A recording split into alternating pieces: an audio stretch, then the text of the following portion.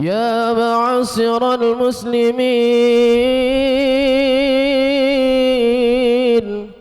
وزمرة المؤمنين رحمكم الله، اعلموا أن يومكم هذا يوم عيد الأضحى ويوم السرور ويوم المغفور. أحل الله لكم فيه الطعام وحرم عليكم الصيام. إذا صعد الخطيب على المنبر أنصتوا واسمعوا وأطيعوا رحمكم الله. أنصتوا واسمعوا وأطيعوا رحمكم الله. أنصتوا واسمعوا وأطيعوا رحمكم الله. اللهم صل وسلم على سيدنا محمد. اللهم صل وسلم على سيدنا محمد. اللهم صل وسلم على سيدنا محمد وعلى آل سيدنا محمد. بسم الله الرحمن الرحيم. الحمد لله رب العالمين. اللهم قو الإسلام من المسلمين والمسلمات والمؤمنين والمؤمنات وانصرهم على المعاند الدين، واختم لنا ولهم بالخير ويا خير الناصرين لهم برحمتك يا أرحم الراحمين.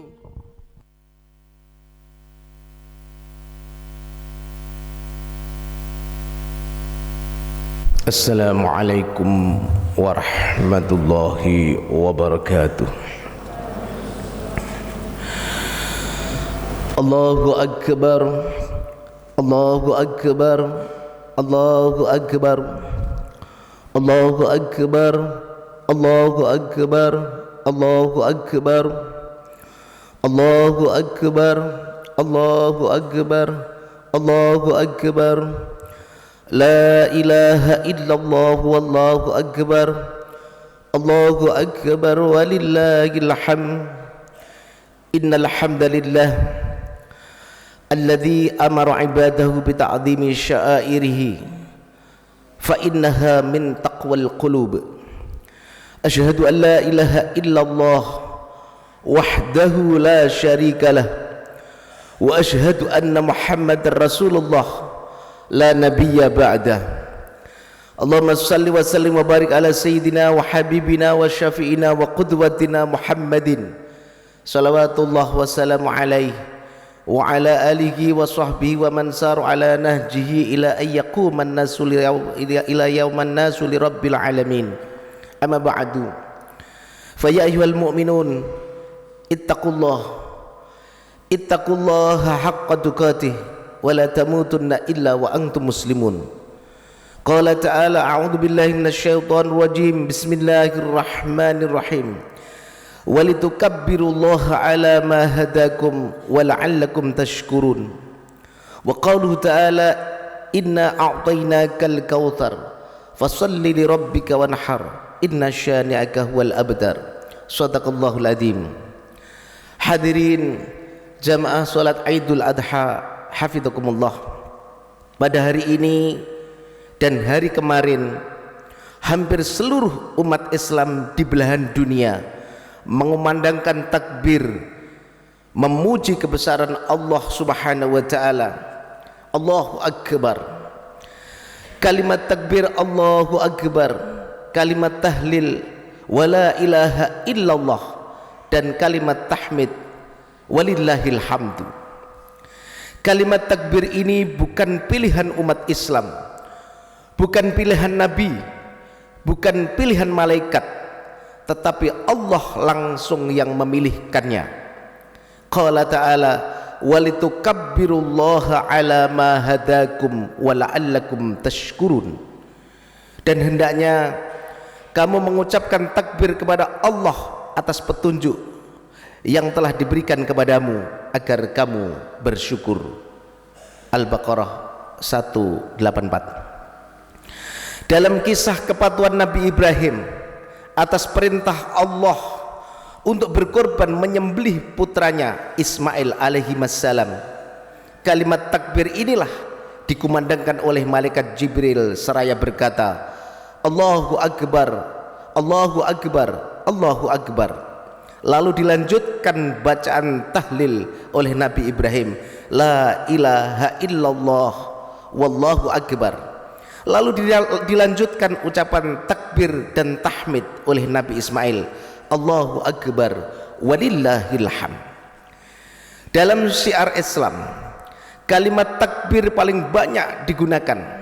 Setiap saat kita selalu mengucapkan takbir. Dalam azan kita mengucapkan takbir Allahu Akbar. Dalam iqamah memulai takbir Allahu Akbar.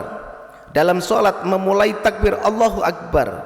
Seseorang mau rukuk sujud, pindah dari rakaat ke rakaat, pindah dari rukun ke rukun, selalu mengucapkan takbir Allahu Akbar. Sekalipun kita selalu mengucapkan takbir dalam sehari semalam, namun kali ini takbir yang kita ucapkan sungguh berbeda. Takbir yang kita ucapkan kali ini begitu meresap, menggetarkan hati dan menyentuh bersama kalbu. Sebenarnya takbir Allahu Akbar yang kita kumandangkan memberi arti bahwa Allah lah yang maha besar di atas segala-galanya. Tahmid walillahil hamd memberi isyarat kepada kita bahwa setelah mendapatkan petunjuk dan anugerah dari Allah Subhanahu wa taala, haruslah kita bersyukur mengucapkan kalimat alhamdulillahirabbil alamin. Dua kata ini kalau kita terapkan dalam kehidupan kita sehari-hari, maka konsep hidup ini akan menjadi seimbang dan dinamis. Terapan konsep pertama, dalam setiap langkah dan capaian usaha sampai hari ini, bila kita lihat adalah karena kebesaran Allah Subhanahu wa taala semata. Allah Subhanahu wa taala yang memberikan upaya dan usaha yang telah kita lakukan dalam ikhtiar ini. Boleh kita kaya, tapi Allah maha kaya. Boleh kita berjabat, memiliki jabatan yang tinggi, tapi Allah lah yang memberikan jabatan tinggi. Boleh kita pintar, tapi ingatlah, itu amanat ilmu dari Allah Subhanahu wa taala.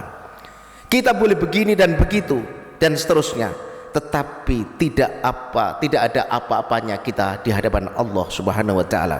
Allahu Akbar, Allahu Akbar, Allahu Akbar, walillahil hamd. Hari ini kita disunahkan berkorban, memotong hewan, atau bahkan ada ulama yang mewajibkan bahwa korban itu adalah wajib bagi yang mampu. Menurut mazhab Hanafi dan Maliki, korban hukumnya wajib atau fardu. Menurut mazhab Syafi'i dan Hambali, hukumnya sunnah muakkad, yaitu sunnah yang sangat dikuatkan, sangat dianjurkan. Korban dalam konteks nilai ekonomi dan sosiologi.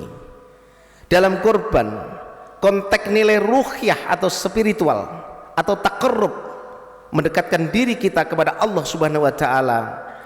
Menapaktilah secara ruhiyah Nabi Ibrahim alaihissalam dalam hal bertakwa kepada Allah Subhanahu wa taala. Coba kita bandingkan sekaligus korban dalam konteks nilai ekonomis dan nilai sosiologis, khususnya dalam dimensi produktif versus konsumtif.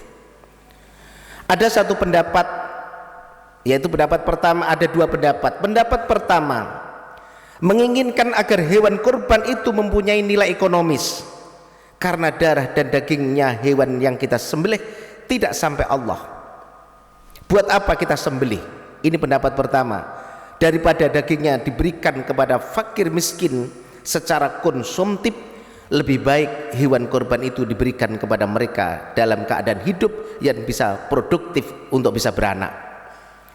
Pendapat kedua mengatakan bahwa masih ada yang lebih penting dari nilai ekonomis, yaitu kepentingan komunikasi sosial dan konteks ikatan batin antara pengkorban dengan orang yang dibagikan secara langsung. Lagi pula memberikan hewan sapi itu diternak tidak bisa dibagi satu sapi untuk satu orang, maka akan tidak cukup apabila dibagikan kepada 7 orang. Dengan demikian akan menjadikan permasalahan di kemudian hari, karena keadilan dan kerukunan tidak akan terjadi. Mari kita tinjau dari 3 dimensi ubudiyah, istimaiyah, dan iktisadiyah. Dimensi ibadah, sosiologi, dan ekonomi dengan pisau analisis iman, wahyu, dan akal. Wahyu dikemukakan terlebih dahulu, kemudian akal. Iman dikemukakan terlebih dahulu, baru ilmu. Akal berlandaskan wahyu, serta ilmu berlandaskan iman. Firman Allah Subhanahu wa taala, "Inna a'tainakal kautsar fasholli li rabbika wanhar inna syani'aka huwal abtar." Maka salatlah untuk Tuhanmu dan menyembelihlah kurban. Begitu pula dalam ayat yang lain, yaitu dalam surat Al-Hajj ayat 36 dan 37.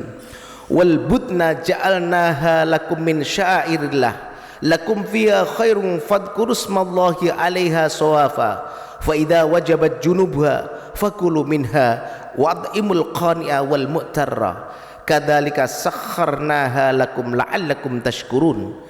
La yanalallaha lukumuha wala dima'uha walakin yanaluhu taqwa minkum kadzalika sakhkharaha lakum litukabbirullaha ala ma hadakum wa basyiril muhsinin.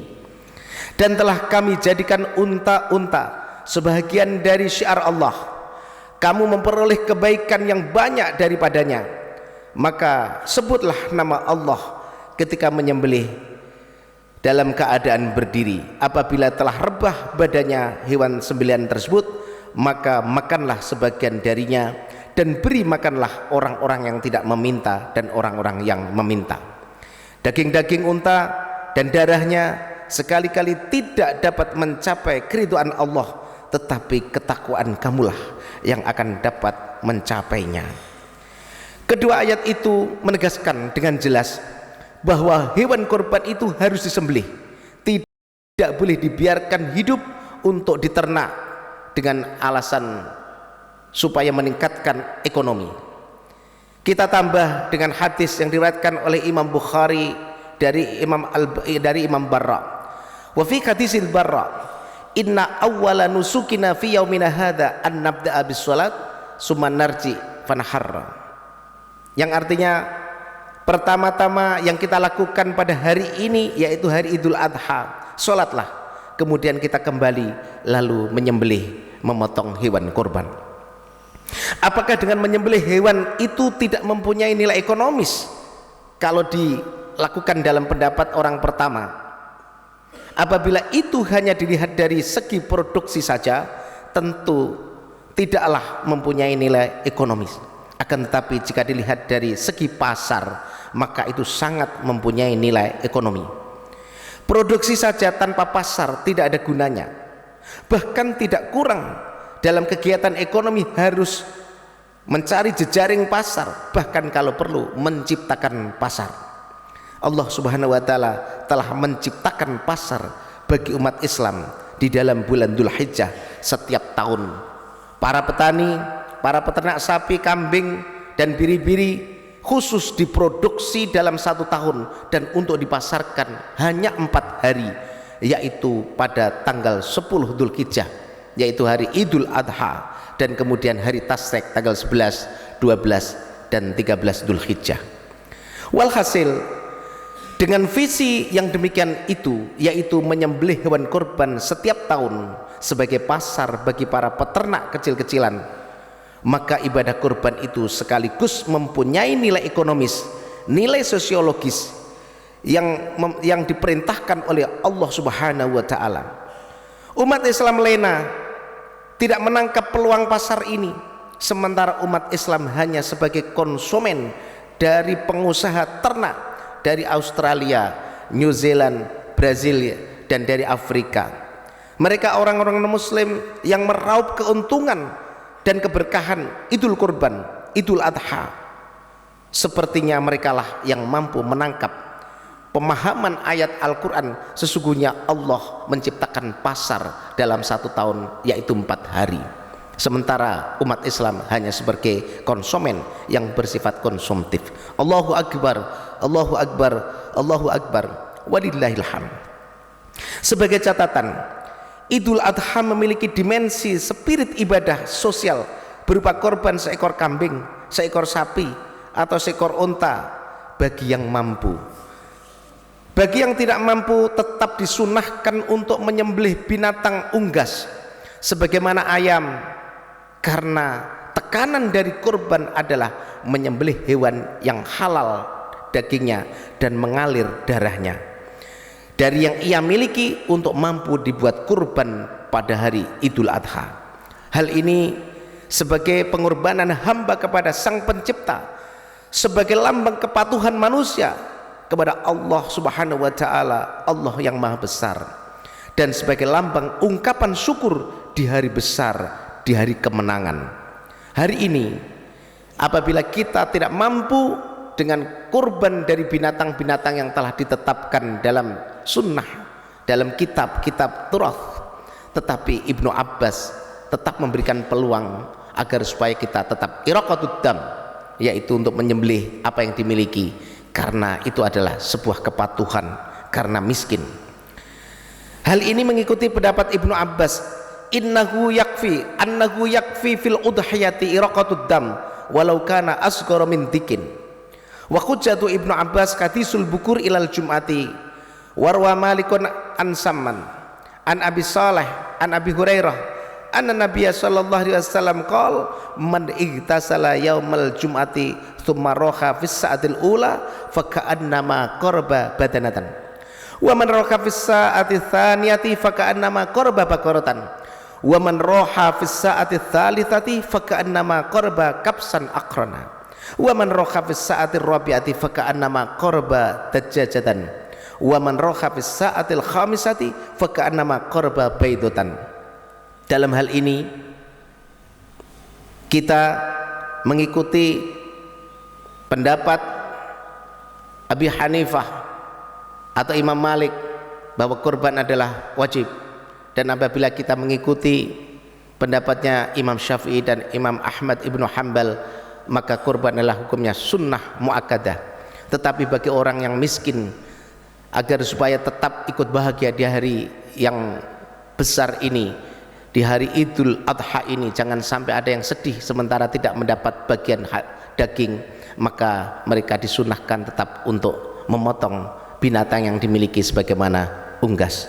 Dari hadis inilah mufassir Ibnu Abbas menganjurkan bagi orang yang tidak mampu tetaplah kurban apa yang dimiliki. A'udzubillahi minasyaitonir rajim. Wal asri innal insana lafi khusrin illal ladzina amanu wa 'amilus solihati wa tawashaw bil haqqi wa tawashaw bis sabr.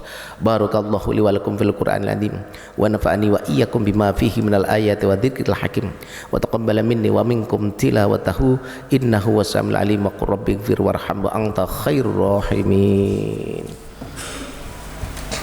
اللهم صل وسلم وزد وثم أنعم وتفضل وبارك بجمالك وكمالك على زين عبادك وأشرف عبادك أسعد العرب والعجم وإمام طيبة والحرم ومنبع العلم والحلم والحكم أبي القاسم سيدنا ومولانا محمد وعلى آله وصحبه وبارك وسلم. ورضي الله تبارك وتعالى عن كل صحابة رسول الله أجمعين.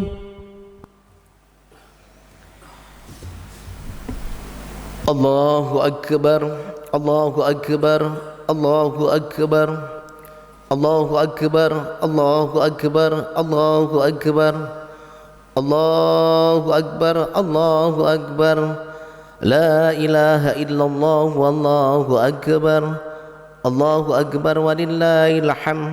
الحمد لله الحمد لله أنعم علينا بنعمة الإيمان والإسلام أشهد أن لا إله إلا الله الملك العلم وأشهد أن محمدا عبده ورسوله سيد الأنام اللهم صل على سيدنا محمد وعلى آله وصحبه صلاة وسلاما دائمين متلازمين على ممر الدهر والأيام أما بعد فيا عباد الله اتقوا الله وحافظوا على الطاعة والتقوى إن الله سبحانه وتعالى قد أمر الملائكة وبدأ بنفسه حيث قال إن الله وملائكته يصلون على النبي يا أيها الذين آمنوا صلوا عليه وسلموا تسليما اللهم اغفر للمؤمنين والمؤمنات والمسلمين والمسلمات الأحياء منهم والأموات اللهم اغفر لنا ذنوبنا ولوالدينا وارحمهما كما ربونا صغارا اللهم اغفر لنا ذنوبنا ولإخواننا الذين سبقونا بالإيمان